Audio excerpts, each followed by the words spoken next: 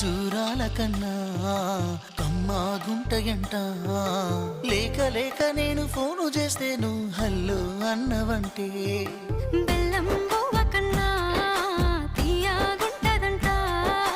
ఎన్నడూ నాడు ఫోను చేసి బాగున్నావన్నవంటే ఏడాది ఎండల్లో ఉంటేనై మోస్తున్న నా బతుకు కష్టాల